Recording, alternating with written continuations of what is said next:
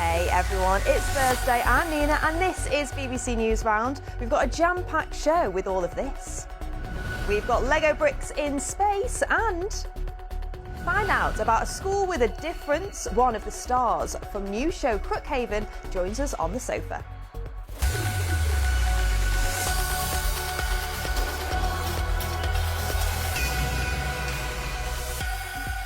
First up, people in England will be celebrating the patron saint of England today. So here's Ricky with everything you need to know about St George's Day.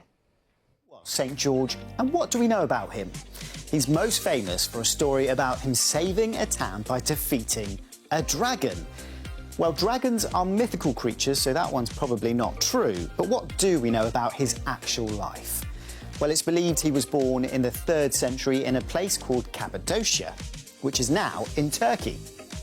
He became a Roman soldier but hated how badly Rome treated Christians. This led to him being put in prison. When he refused to change his views and go against his religion, he was executed. In 1350, King Edward III made him the patron saint of England, but he's also the patron saint of lots of other countries too. So how is St George's Day celebrated in England? On the 23rd of April, people go to parades and church services, and there are often traditional English activities like Morris dancing. Thanks, Ricky. OK, next. Did you see the world's oldest meteor shower last night? Take a look at this. The Lyrid shower was first recorded almost 3,000 years ago by Chinese astronomers. It occurs once a year when the Earth passes through space dust left behind by the ancient comet Thatcher. It was expected to peak in the early hours of this morning, but do not worry, if you didn't see it, there's still a chance to spot the meteors, which look like shooting stars tonight. OK, time for some football news now, as things are hotting up in the Premier League. Manchester City have moved to the top of the table for the first time since August after beating Burnley 1-0. Erling Haaland scoring the winner. They're on the same points as Arsenal, but go top as they've scored more goals in total. That result also means Burnley are now relegated, the 3rd time they've gone down from the Premier League in 5 seasons. And Chelsea have sacked their manager, Lyrid, after less than 4 months of being in charge. He leaves after a terrible run of 5 defeats in the league without scoring a single goal. That's the worst run for the club in more than a century. Chelsea are now looking for their 6th manager in less than 4 years. Well, the race to win the Premier League is definitely on, with just 5 games left each for Arsenal and Manchester City. So, who will come out on top? You've been having your say over on the Newsround website. LFC Dude supports Liverpool but says, I know we're not going to win, but I think Arsenal are going to bottle it, so Man City might win. However, Cookie Rabbit says, I think Arsenal might win. Broads agrees, saying Arsenal will win it, but Man City are coming close. They are indeed, Broads. And finally, Ava says, my dad wants Man City to win, but I don't know because I don't watch football. Well, Ava, my dad is also a Manchester City fan, so let's see what happens. Thank you so much for your comments, guys. We love to hear from you. Now, if you love Lego and you love space, then you're going to love this one. A space shuttle made out of the little blocks has just set the record for the highest altitude ever reached by a Lego set. It went more than 100,000 feet into the stratosphere with help from a special balloon, then managed to safely return to the ground in one piece. Wow. Next, how would you feel if maths and English lessons went out of the window and you were taught about forgery and becoming a master of disguise instead? Well, that's what CBBC's new show Crookhaven is all about. Let's take a little look. Here's the first thing you should know about me. I never stole from just anyone. I had rules.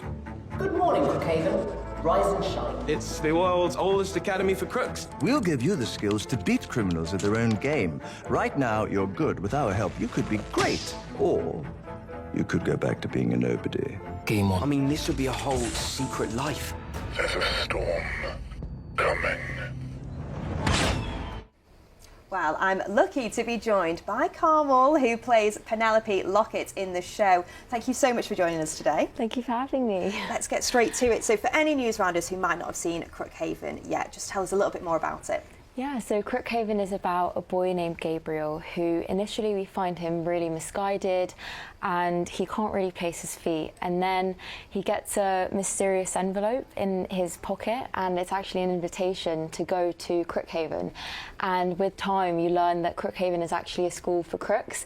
And the headmaster, who's my father in the show, he handpicks crooks especially to train them to become the best crooks in the world, and you learn all these really cool skills like forgery and skulduggery and deception and gymnastics and all these really cool subjects, and it's all there to basically help the world for good. Oh, okay, lovely, I like that.